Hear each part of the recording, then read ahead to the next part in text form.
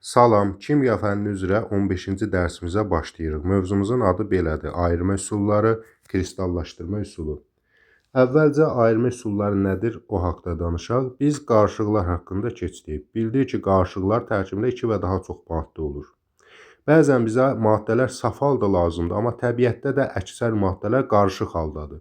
Yəni, təbiətdə saf maddələrin sayı olduqca azdır.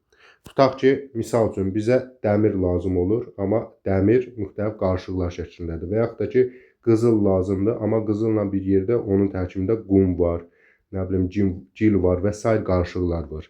Biz də bu zaman nə etməliyik? Bizə saf qızıl lazımdırsa, onda o qızılı həmin o qarışığın tərkibindən çıxarmalıyıq. Bunun üçün də müxtəlif ayırma üsullarına istifadə edirik. Qısacası belə, loru dilində belə tərif edə bilərik ki, qarışıqların saflaşdırılaraq, yəni tərkibindəki saf maddələri ayırıb çıxarma üsulları ayırma üsullarıdır.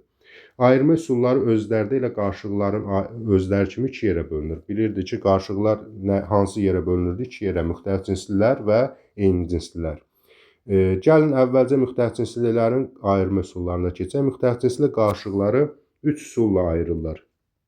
Bunlara aiddir. Birincisi süzmə üsulu. İkincisi maqnitlə təsir. Ən asan üsul budur.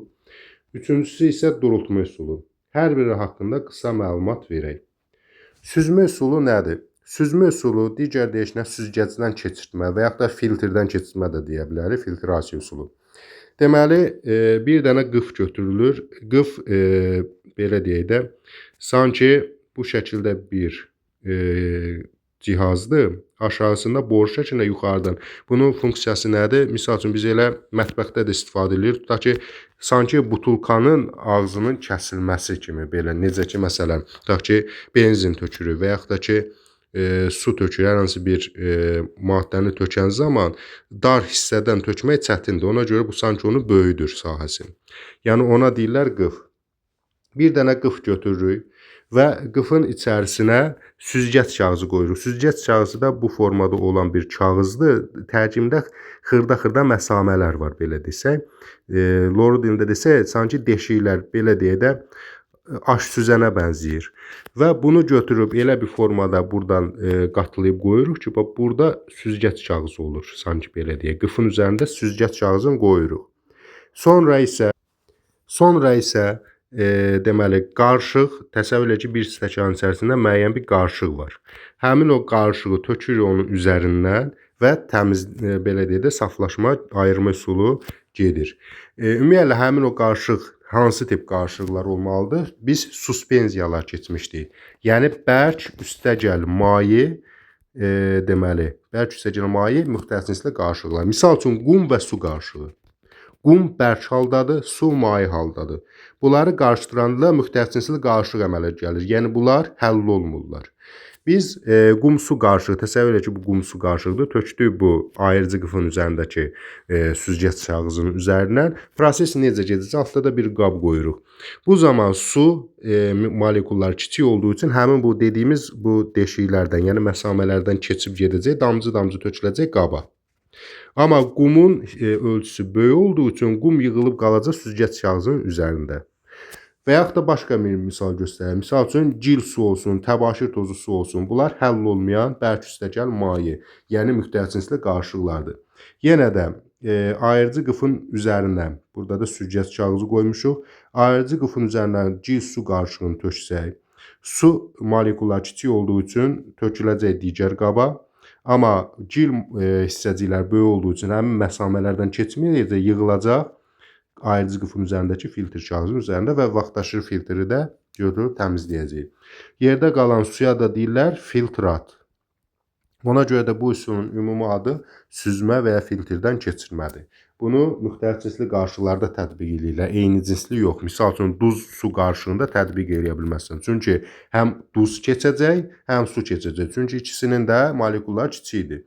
O halda tətbiq olunar ki, müxtəlif cinsli olsun, yəni həll olmayan maddə olsun və o halda tətbiq olunmalı olar ki, bərk maye olsun. Məsələn, yağ-su qarışığını da yenə keçirə bilməzsən, çünki hər ikisi keçəcək. Bu iki şərt ödənmək şərti ilə süzmə üsuluna istifadə eləmək olar. Digər bir üsul maqnitlə təsir eləmə ən asan üsuldur.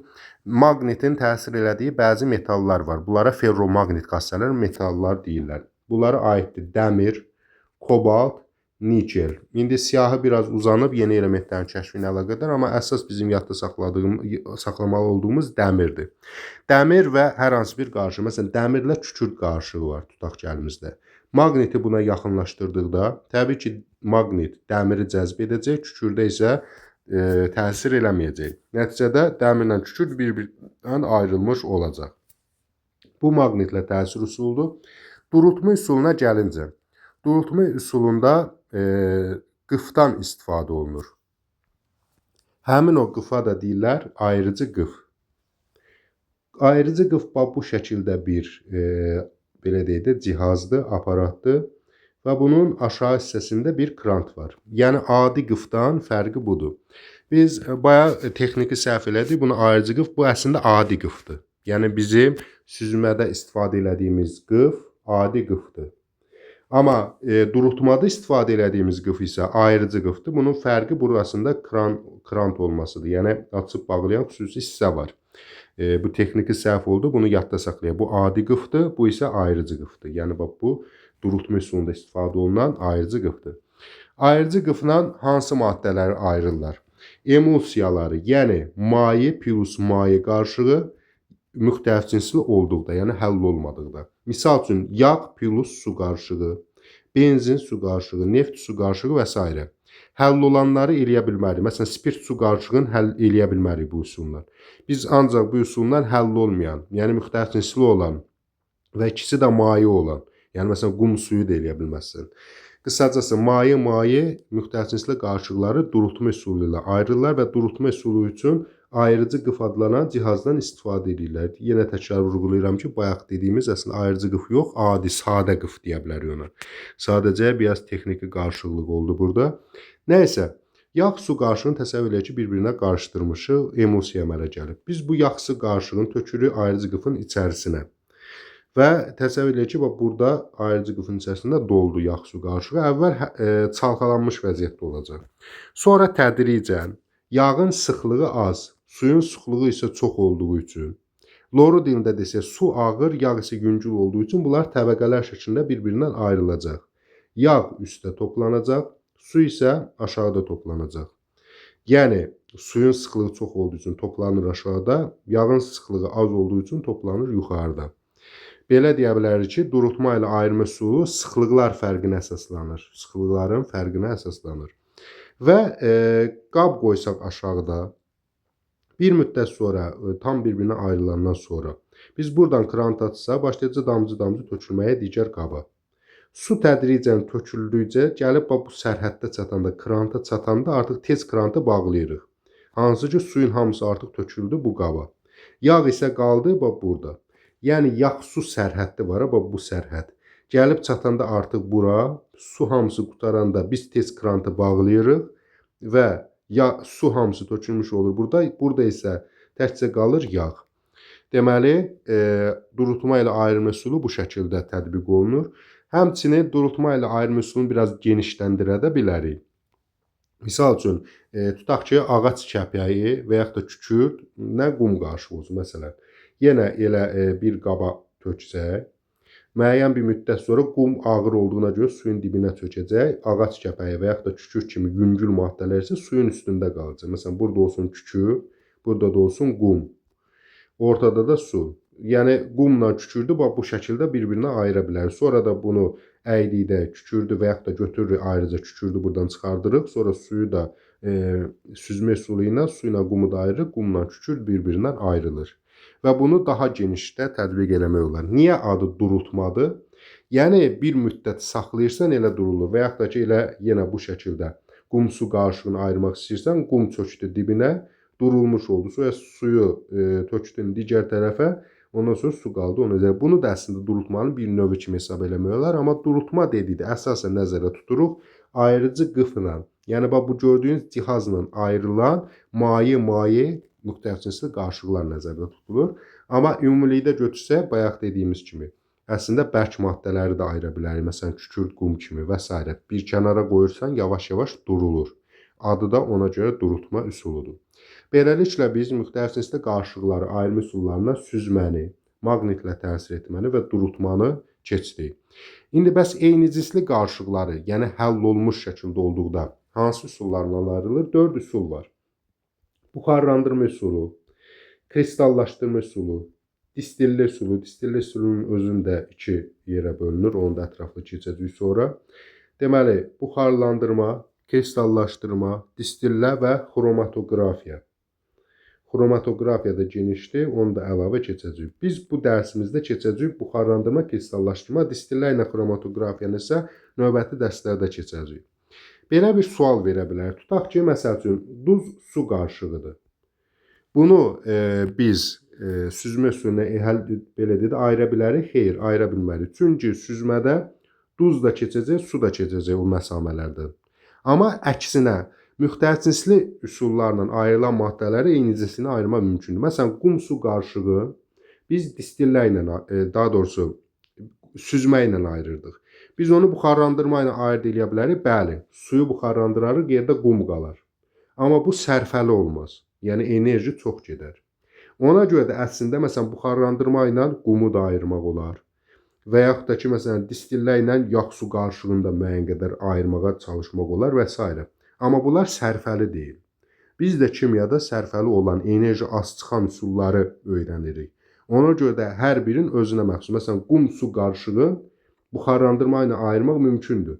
Amma biz onu mütləq süzmə ilə ayırırıq. Çünki buxarlandırma ilə ayıranda tutaq ki, gedəcək, məsəl üçün 1000 kilojol enerji, süzmə ilə ayıranda isə heç 10 kilojol enerji getmir. Ona görə də bu məsələlərə diqqət yetirməliyik. Gəlin indi buxarlandırma və kristallaşdırma üsulunun ətraflı üzərində duraq. Buxarlandırma nədir?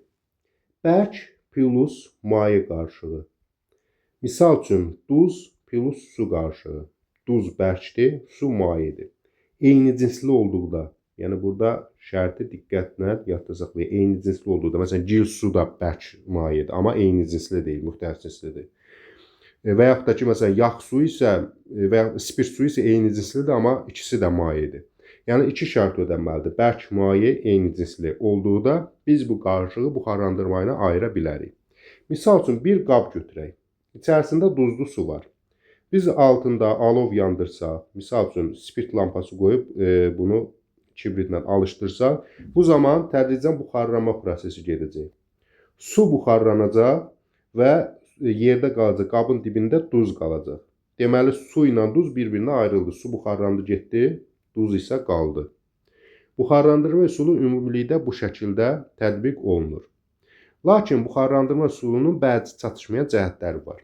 Misal üçün, şəkər su qarışığını artıq buxarlandırma ilə ayırmaq olmur. Baxmayaq ki, şəkər bərk, su mayedir və eyni cinslidir. Niyə ayırmaq olmur?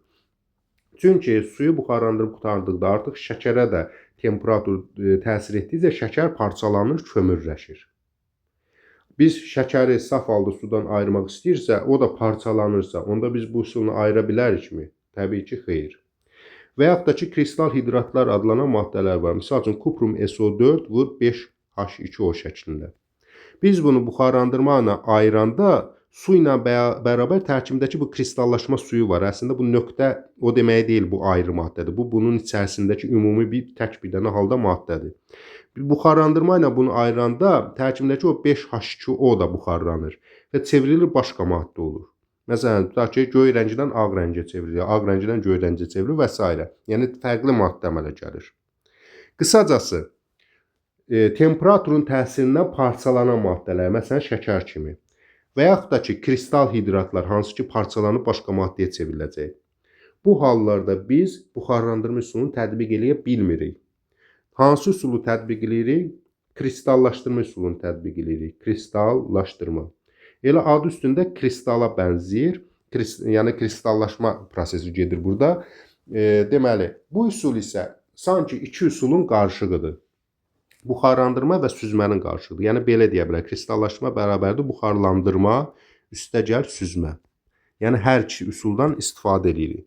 Proses necə gedir? Misal üçün, yenə bir qab götürək. İçərisində təsəvvür elə ki, şəkər və su qarışığı var. Şəkər plus su qarışığı var. Yenə də bir alov mənbəyi, istilik mənbəyi götürüb, tutaq ki, spirt lampası ilə buxarlandırmanı həyata keçirdirik. Amma bir fərq var ki, suyu axıra qədər buxarlandırmırıq. Yarıya qədər. Söhbət ondan getmir ki, hökmən 50%. Məsələn, tutaq ki, 70%, 30%, yəni müəyyən hissəsini buxarlandırırıq. Müəyyən hissəsini buxarlandırdıqda doymuş və ifrat doymuş məhlul əmələ gəlir. Yəni belə deyək də, aşırı şəkildə artıq doyum. Normalda məsələn 100 qram suyuda həll olmalı idi. Məsələn 200 qram şəkər, artıq 500 qram şəkər məsələn həll olub. Yəni çox qatı məhlul əmələ gəlir. Və ondan sonra nə edirik? Yəni yarıya qədər buxarlandırmanı elədik, axıra qədər amma yox. Ondan sonra isə bunu soyuduruq. Soyudan zaman bilirik ki, temperaturdan asılı olaraq dəyişir. Biz əvvəlki dərslərimizdə bunu keçmişdik. Həll olma temperaturdan asılı olaraq dəyişir. Məsələn, tutaq ki, 20 dərəcədə məsələn 100 qram həll olurdusa, məsələn 80 dərəcədə 300 qram həll olurdu. Soyudanda da təbii ki, nə olur? Həmin o müəyyən bir hissə ki var, məsələn 80 dərəcədə 20 dərəcəyə soyudanda artıq o 200 qram çökməlidir. Burada da elə proses gedir. Soyutduqca məhlulu o ifrat doymuş olmuşdu axı. Məsələn 100 qramda həll olmalı idi. 200 qram amma 500 qram həll olub. Deməli 300 qram artıq artıqdır. Həmin o artıq miqdar və ya bütövlükdə məhlulun özü indi bu barədə kitabda dəqiq məlumat verilməyib. Yəni şəraitdən asılı olaraq qısacası həmin o həll olan maddə başlayır çökməyə. Yəni sanki qumun suda çökdüyü kimi çökür. Və ondan sonra nə edirik? Süzmədən istifadə edirik. Həmin o şəkər su qarışını tökürük qıfın içərisinə. Qıfın içərisinə tökdüyümüz zaman şəkər qalır süzgəc kağızının üstündə, su isə keçib gedir. İkinci hissəsi də bunun süzmədir. Qısacası bir daha deyək, kristallaşdırma üsulu əvvəlcə buxarlandırırıq, amma yarıya qədər. Yəni qismən buxarlandırırıq. Çünki tam buxarlandırsa parçalanacaq. Ondan sonra isə biz süzürük. Süzən zaman belə dedi, çökmüş hissə qalır filtr kağızının üstündə, məsələn şəkər. Qalan hissə də çıxıb belə dedi, kənarlaşır. Siz buna YouTube-da, məsələn, siz nabatın alınma üsullarına baxsınız, ümumiyyətlə, müxtəlif kristallaşdırma üsulunun tətbiq olunduğu müxtəlif üsullara baxa bilərsiniz. Deməli, buxarlandırma ilə parçalanan, hansı ki, kristal hidratdır, şəkər kimi maddələrdir, parçalanan və ya suyunu itirən maddələr, kristallaşma suyunu itirən maddələri biz kristallaşdırma üsulu ilə ayırırıq. Kristallaşdırma üsulu iki üsulun qarşılığıdır, buxarlandırma və süzmə. Kristallaşdırma üsulunun digər bir üstünlüyü də var. Üstün cəhəti nədir? Temperaturdan kəskin, həll olması temperaturdan kəskin asılı olan maddələri ayırmaq üçün daha əlverişlidir. Təsəvvür edək ki, belə bir qrafik çəkək. Bu qrafikdə, məsələn, duzu götürək. Duz tutaq ki, məsəl üçün, 10 dərəcədə həll olma qabiliyyəti, bir də məsələn 100 dərəcə, müəyyən bir temperatur götürək də, məsələn 10, 20, 30, 40 və s. ta 100-ə qədər. Görürük ki, temperatur artdıqca duzun həll olması zəif artır. Və bu olsun natri xlor, yəni duz. Məsələn, tutaq ki, 20 dərəcədə 20 qram həll olurdu, məsələn. 90 dərəcədə də 25 qram həll olur. Cüzi fərq edir. Bu tip maddələri kristallaşma üsuluna ayırmaq əlverişsizdir. Çünki temperaturdan az asılıdır. Ona görə də bu tip maddələri biz buxarlandırma ilə ayırırıq. Amma bəzi maddələr var ki, kəskin fərqlənir. Misal üçün, kalium nitrat, kalium dixromat. Bu kimi maddələr isə temperaturdan asılı olaraq kəskin dəyişir. Məsələn, tutaq ki, məsələn deyirik yenə, 20 dərəcədə 20 qram həll olurdu. 90 dərəcədə isə 200 qram həll olur. Deməli, temperatur artdıqca kəskin artır da bunun həll olması. Bu tip maddələr isə buxarlandırma ilə yox, kristallaşdırma üsuluna ayırmaq daha sərfəlidir. Çünki suyu axıra qədər buxarlandırmağa artıq ehtiyac yoxdur. Az enerji sərf edib daha çox maddə əldə etmək olar. Qısacası, kristallaşdırma üsuluna təkcə parçalananlar və kristal hidratlar yox, həm də temperaturdan kəskin həll olması temperaturdan kəskin dəyişən maddələri də ayırırlar. Son olaraq kristallaşdırma üsulu haqqında bunu da deyək ki, kristallaşdırma ilə ayrılan maddələr daha təmiz, daha saf halda olur buxarlanmağa nisbətən. Bu qədər, növbəti dərslərdə görüşənədək. Sağ olun.